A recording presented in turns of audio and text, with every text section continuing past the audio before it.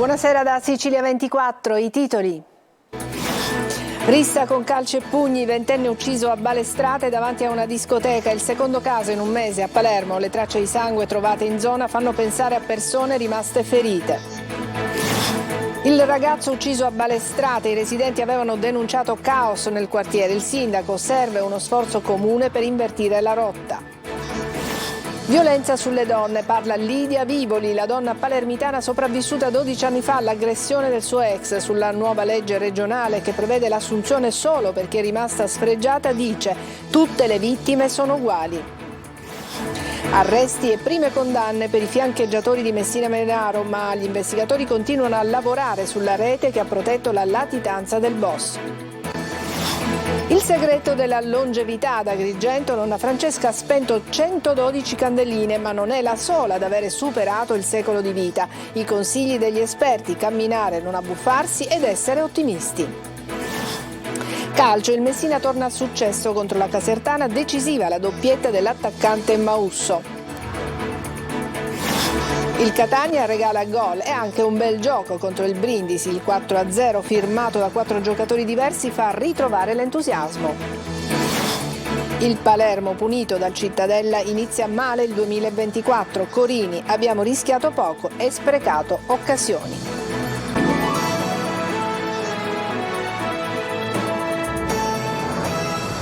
Bentrovati, è successo di nuovo. In una rissa dopo una serata in discoteca a Balestrate, in provincia di Palermo, è morto un giovane di 20 anni, Francesco Bacchi, massacrato di botte. Secondo gli investigatori i colpi mortali sarebbero stati sferrati da uno solo dei 7 giovani coinvolti, ma le tracce di sangue trovate in zona fanno pensare a persone rimaste ferite.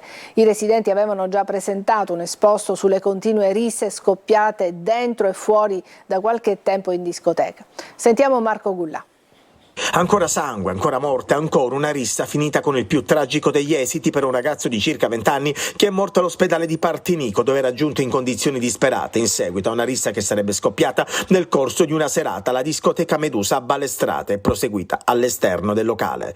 La vittima è Francesco Bacchi, 20 anni, figlio di Benedetto Bacchi, il re delle scommesse online, finito nell'inchiesta antimafia Game Over. Francesco sarebbe stato ucciso nel corso di una rissa in discoteca, culminata all'esterno, dove il giovane sarebbe stato colpito a morte. Pare, come scrivono dei testimoni sui social, per dividere 2 persone che stavano litigando. Sono ancora in corso le indagini dei carabinieri per cercare di capire come è stato ucciso. Sembra che il giovane durante la lite sia stato colpito con un violento pugno in faccia e poi, una volta caduto, sia stato colpito con diversi calci alla testa. I gestori del locale dicono: la rissa non è partita dal Medusa, noi abbiamo chiuso alle 3-5 e quanto si è verificato è avvenuto fuori dalla discoteca. Possiamo solo dire che abbiamo prestato soccorso immediatamente, abbiamo tante testimoni pronte a dimostrarlo. Siamo sconvolti e in queste ore non pensiamo alla nostra attività, ma a quello che è successo al giovane ragazzo. Fuori dalla discoteca abbiamo per ogni serata un'ambulanza, ambulanza privata che però è andata via prima dell'episodio. Nelle strade adiacenti al locale ci sono tracce di sangue, come vediamo da queste immagini, segnale che potrebbero esserci altri feriti. Nelle settimane addietro i residenti avevano fatto un esposto, anche perché al Medusa ci sarebbero state altre risse. C'è un'area di disagio giovanile che si coglie in episodi come questo, dice il prefetto di Palermo Massimo Mariani. Parliamo di giovani che non conoscono il valore della vita. Noi dobbiamo cercare di prevenire questi episodi. È un quadro davvero degradante. La tragedia arriva a poche settimane dall'omicidio di Rosolino Celesia alla discoteca Noc 3 di Via Calvi a Palermo. A Sicilia 24 la rabbia del sindaco di Balestrate. Siamo sconvolti, dice. Una notizia del genere distrugge anni di lavoro per il nostro territorio. Serve uno sforzo comune per invertire la rotta. Il primo cittadino ha già sentito il prefetto di Palermo, Tonino De Mano. Sono poche parole quando accadono fatti di questo genere, quando si perde la vita, e a perdere la vita tra l'altro un giovane, un ragazzo di 20 anni per futili motivi. È una domenica carica di tristezza per il sindaco Vito Rizzo, che si fa carico del dolore della sua gente. Si resta sgomenti davanti a queste notizie che si ripetono ogni fine settimana in tutta la provincia di Palermo. Alcuni ragazzi non vanno in discoteca solo per divertirsi, ma per provocare risse. Non riusciamo a comprendere cosa succede ai nostri giovani. La discoteca Medusa, precisa il primo cittadino di Balestrate, è aperta da un mese. Una notizia del genere distrugge anni di lavoro. Ora più che mai serve uno sforzo ed è il primo cittadino a sollecitarlo. Bisogna fare uno sforzo in più tutte le istituzioni, i comuni chiaramente, ma forze dell'ordine, il terzo settore, il mondo dell'associazionismo, la scuola, per provare a invertire la rotta e cambiare qualcosa in particolar modo alle giovani generazioni che troppo spesso, troppe volte si sentono ripetere fatti di questo genere, come se il valore della vita non fosse importante, la propria e quella altrui. Nel 2022, davanti ad un lido, sempre a Balestrate, era avvenuto un altro omicidio, quello di Vincenzo Trovato, 22 anni, morto durante una rissa. Un'altra rissa tra giovani è scoppiata al Belvedere di Termini Imerese, luogo della movida, frequentato da tantissimi giovani. Nella notte tra venerdì e sabato si sono picchiati 2 ventenni, altri coetanei sono intervenuti per riportare la calma e quando sembrava che tutto fosse tornato alla normalità, uno dei 2 è tornato con una pistola a salve, panico e fuggi, poi il ragazzo è andato via su uno scooter facendo perdere le sue tracce. E sempre a Palermo 3 rapinatori hanno fatto irruzione in una tabaccheria armati di coltelli e mazze, hanno spaccato il vetro che separa la cassa dal retro del negozio e hanno minacciato i dipendenti e un cliente affrontato con un coltello. Dalle prime notizie pare comunque che il colpo non sia riuscito. Violenza sulle donne, a Sicilia 24 torna a parlare Lidia Vivoli, la donna palermitana sopravvissuta 12 anni fa ad un tentato femminicidio. Sulla legge regionale che assume solo chi è rimasta sfregiata dice tutte le vittime di violenza sono uguali. Emanuela Corsi. Come non viene colpevolizzato il gioielliere che espone la merce e viene derubato, perché non è una colpa mettere la merce in vetrina se il ladro ti fa una rapina. Ho capito che anche noi non dobbiamo colpevolizzarci, perché non è colpa nostra se veniamo massacrate. Sono passati quasi 12 anni dalla brutale aggressione da parte del suo ex compagno che l'ha sequestrata e ridotta in fin di vita. Lidia Vivoli è una sopravvissuta, una che è riuscita a scampare la morte. Sul suo corpo ci sono ancora i segni di quei colpi di forbice, ma anche cicatrici più profonde. A parte le cicatrici e i punti, però le ossa rotte sono rimaste rotte, lo stesso post-traumatico è rimasto, anzi è peggiorato, la lesione ai tendini, i problemi alle gambe, alle rotule, sì, tanti problemi fisici, psicologici, di un forte stress. Vittima per 2 volte, dopo la scarcerazione dell'uomo avvenuta soltanto 5 mesi dopo il tentato femminicidio. Nel 2012 non era previsto che la vittima venisse avvisata, quindi lui, essendo a casa e domiciliari, non solo evadeva e da Terrasini veniva a Bagheria per venirmi a minacciare, ma mi contattava su tutti i mezzi social, email, messenger possibili, perché li aveva tutti a disposizione. In questi anni Lidia non ha avuto l'aiuto di nessuno. Sono docente storia dell'arte, assistente alla comunicazione, sono anche commissario di bordo, sono assistente di volo, non mi hanno avuto neanche per fare la commessa a Palermo. Io vivo a Bagheria e non ho trovato assolutamente nulla, perché comunque c'è chi dice che sono troppo titolata, c'è chi dice che sono una che potrebbe dare problemi perché ho la denuncia facile, quindi sono anche colpevolizzata perché ho fatto ciò che lo Stato mi dice. E a proposito della legge regionale che assume chi è rimasta sfregiata, dice che servono dei correttivi. Io che ho avuto tentato omicidio, sequestro, stress post-traumatico, fibromialgia, tante malattie che sono venute in seguito a questa aggressione, non ho neanche avuto pagate le visite mediche, adesso mi sento dire che, se visto che non ho una cicatrice solo sul sopracciglio e sullo zigomo, ma visto che non sono bruciata in faccia o dilaniata, non mi spetta nulla ancora, e a loro però spetta, ai nostri carnefici quanto spetta? Loro fanno parte delle categorie protette e noi? Arresti e prime condanne per i fiancheggiatori del boss Matteo Messina Denaro, ma gli investigatori continuano a lavorare sulla rete che ha protetto la latitanza. Luca Ciliberti. Gli investigatori non si sono mai fermati, né prima né dopo l'arresto di Matteo Messina Denaro. A quasi un anno dalla cattura del boss stragista ci sono state le prime condanne. Risale a pochi giorni fa la sentenza di Lorena Lancieri per la donna conosciuta come la vivandiera del boss, al quale era legata anche sentimentalmente, 13 anni e 4 mesi per concorso esterno in associazione mafiosa. Il marito, Emanuele Bonafede, ha avuto 6 anni e 8 mesi per favoreggiamento. Altre 2 fiancheggiatrici sono Laura Bonafede e Martina Gentile, madre e figlia. La prima, maestra elementare, è stata anche convivente dell'ex latitante ed è accusata di associazione mafiosa. La seconda è da dicembre ai domiciliari per favoreggiamento. Andrea Bonafede, omonimo del geometra che divenne l'alias dell'ex Primo La Rossa, è stato condannato dal GUP a 6 anni e 8 mesi per favoreggiamento aggravato. L'operaio comunale sarebbe stato colui che avrebbe consegnato i documenti sanitari necessari al boss per curarsi. Manette anche per Alfonso Tumbarello, il medico che firmava le ricette del capo mafia, poi scarcerato e a processo per concorso esterno in associazione mafiosa. Carcere anche per Giovanni Luppino, sulla carta imprenditore agricolo, di fatto fedelissimo autista del boss. Era lui ad accompagnarlo alle sedute di chemioterapia da Campobello di Mazara a Palermo. Il 16 gennaio si aprirà il processo per Rosalia, la sorella di Matteo Messina Denaro, che gestiva gli affari e i contatti per conto del boss. E poi l'ultimo arresto che riguarda Lillo Giambalvo, imprenditore col pallino della politica, ex consigliere comunale di Castelvetrano, condannato a 6 anni per estorsione ai danni di un imprenditore edile. L'uomo, indagato per la sua vicinanza alle famiglie mafiose di Castellammare del Golfo, confermò in TV di aver conosciuto e frequentato l'allora latitante. L'episodio portò alla sua immediata sospensione dalla carica. Il procuratore di Palermo, Maurizio De Lucia, oggi ribadisce costantemente che l'arresto del boss non è il punto di arrivo della lotta a Cosa Nostra. I documenti trovati, soprattutto nell'ultimo covo di San Vito, aprono nuovi spunti alle indagini.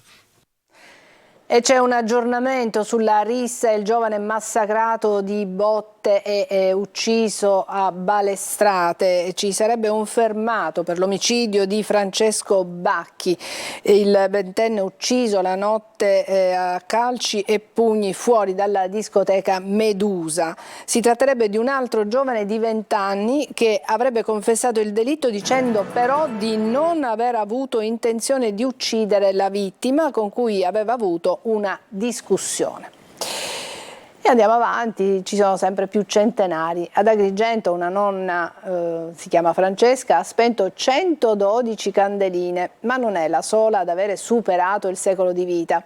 Abbiamo sentito il professore Calabrese che al nostro TG dà l'elisir di lunga vita. Sentiamo Sergio Aloi. Ha vissuto le guerre mondiali, le pandemie, la nascita della Repubblica. Nonna Francesca di Agrigento ha compiuto 112 anni. È la più anziana di Sicilia, ma gli ultracentenari sono sempre di più. Si vive più a lungo perché c'è una buona sanità in Italia, per cui, come anche nel mondo, si cerca di fare sempre prevenzione e nel contempo si cura con attrezzature e medici sempre più preparati. La prevenzione è fondamentale. Controllarsi sempre, anche quando si pensa di stare bene, è uno dei consigli che danno gli esperti. Per vivere a lungo, determinante è lo stile di vita. E soprattutto c'è il discorso dell'alimentazione. Dobbiamo aumentare sempre di più le fibre, non dobbiamo togliere le proteine di origine animale perché sono quelle che ci danno gli anticorpi, dobbiamo sempre mettere i buoni carboidrati, i quali sono legati non solo alla pasta, al riso, ma anche alla frutta, anche ad alcune verdure e nel contempo i legumi, che sono sempre poco utilizzati. Non sempre, però chi vive tanto sta bene. Molto spesso non siamo in buona salute, siamo in una situazione molto particolare in cui la longevità ci permette a volte di essere allettati. Camminare, non abbuffarsi ed essere ottimisti. È un po' questo il segreto della longevità che ci racconta chi ha spento 100 o più candeline. Nonna Francesca ha vissuto sempre così. Chi vuole provare a superare i 100 anni segua questi consigli. Funzioneranno, lo scopriremo solo vivendo. Adesso una breve pausa e poi parleremo di teatro.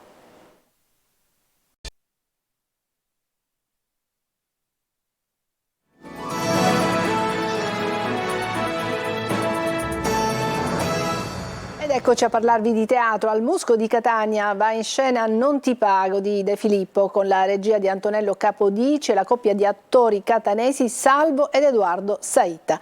Sentiamo Simona Mazzone.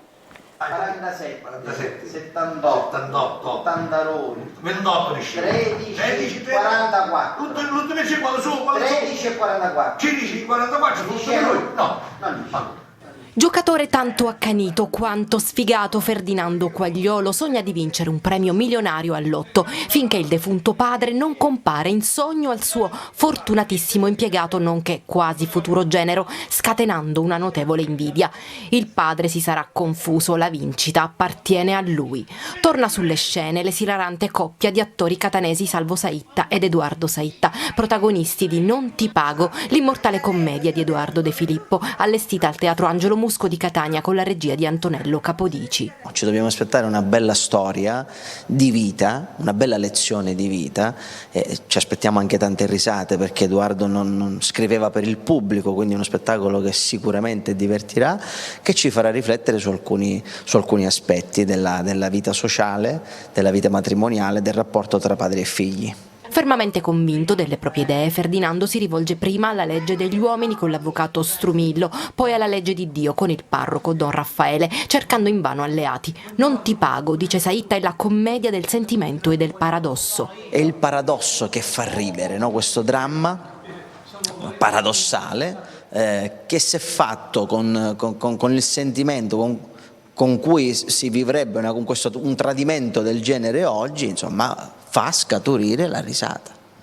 Ferdinando, prima avevo qualche dubbio, ma ora mi sono tranquillizzata. Tu sei cretino! Lo spettacolo, prodotto dall'associazione ABC, sarà in scena al Musco fino al prossimo 28 gennaio. Breve pausa e poi l'ampia pagina dedicata al calcio.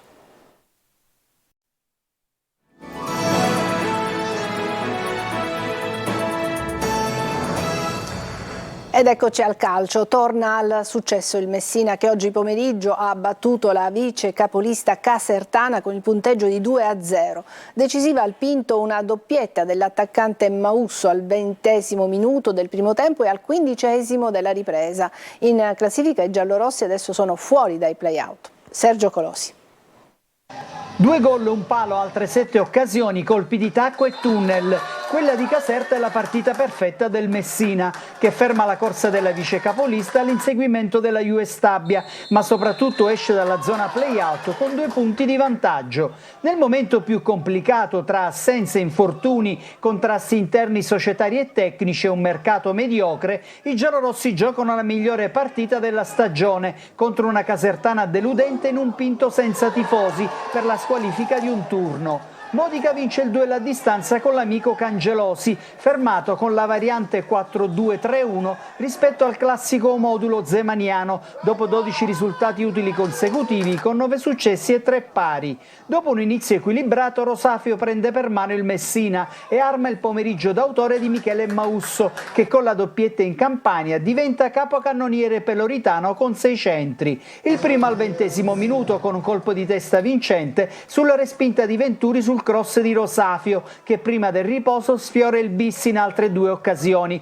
ancora più clamorosa quella di Franco. Casertana non pervenuta. Il Messina domina anche la ripresa, che si apre al minuto 15 con il raddoppio del 10 giallorosso, che sfrutta il lavoro sulla fascia di Salvo e batte Venturi dopo un tunnel a Soprano. Sul 2-0 gli ospiti colpiscono un legno con Firenze su punizione e soltanto la bravura di Venturi e soprattutto l'imprecisione di Mausso evitano un passivo maggiore. E la domenica anche di Fumagalli, che torna a Caserta da ex, mantiene la porta imbattuta e festeggia la prima vittoria del 2024 con il figlio Jacopo in panchina per la sua prima convocazione nel Messina. Il Catania regala gol e anche bel gioco contro il Brindisi. Il 4-0 firmato a 4 giocatori diversi fa ritrovare l'entusiasmo.